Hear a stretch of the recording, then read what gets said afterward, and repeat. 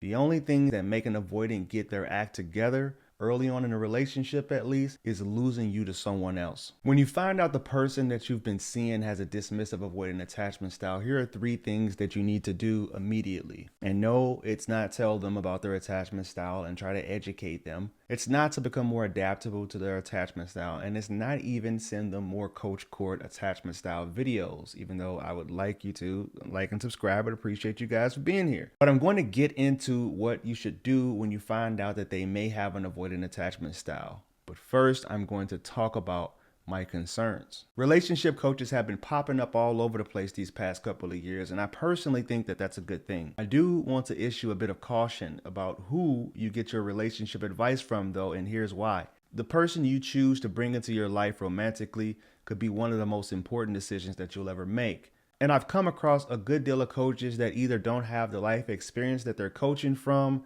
don't have the book studies in the area that they're coaching, or they just flat out are trying to take advantage of people who are in their broken state. And when you decide to pick a coach, ask as many questions as you can about their credentials, and maybe ask if they'll share some of their own personal experiences. You won't be surprised to know that many of these coaches started coaching as a trauma response and have projected only their life experience onto their clients. Hey, I've even been there before, but I've learned to dig deeper, ask more questions, and not make it about me. If they have a book, read their book.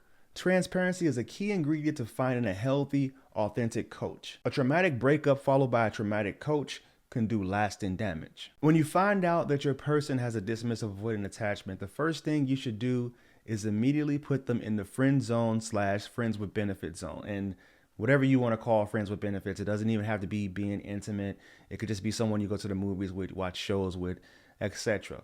So do that until you know their ability to be more adaptable. For your own well-being, they shouldn't be considered as a serious partner for a relationship. I had a quote shared with me and it said, relationships aren't about compatibility, it's about adaptability. And that's one thing that severe avoidants struggle with, their fear of change, their fear of breaking routine, and maybe it's not even fear, it's more of an uncomfortable feeling, like a fish out of water type of experience, which leads me to my next thing. Try and determine the severity of the avoidant attachment. You may have to look at the friends and the family members around them and ask yourself, because the person with the avoidant attachment may not disclose anything personal about them, ask yourself, did my person experience some type of significant trauma from the people around them and they're still hanging around them? And this can come up in normal conversation. Questions like, were you guys close when you were younger, about their siblings and about their parents? Are you close now, etc. The avoidance that comes to me has done some type of therapy or coaching in the past. So that lets me know that they're getting serious about healing their attachment so they can have healthy relationships. And the last thing that you should do, if you haven't done this already, is ask them, what are they looking for? And when they tell you, you need to believe what they say. If they say, I'm looking for a serious relationship, ask what they're willing to do to make it a healthy relationship. Are they willing to read books? Have monthly check-ins about where they're at emotionally, maybe do counseling, therapy, or even coaching? If the answer is yes, I would say work towards a committed relationship with that person because they're a good candidate. Not to be the only one that can judge a person's character, but these are really good qualities to build on any type of relationship, even if it's not an avoidant attacher. That goes back to the adaptability quote that I talked about earlier. But if the answer that they give you is, I'm not looking for anything serious, you should start dating other people almost immediately. And why is that? I know this part may sound gamey, but from experience, the only thing that make an avoidant get their act together early on in a relationship at least is losing you to someone else. And you don't have to rub it in their face. You don't have to showboat it. You don't have to actively let them know that you're seeing other people. But what it does for you naturally is you'll pull so much energy away from just them.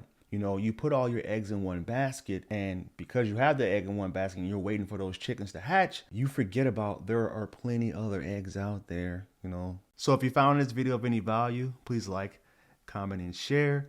If you want my help personally, the quickest way to get into contact with me is through my website at www.fruitfulseeds.com.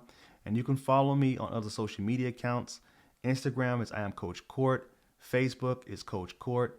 TikTok is I.am.coachcourt. Always remember, when you go be love, you'll never have to find it. Namaste.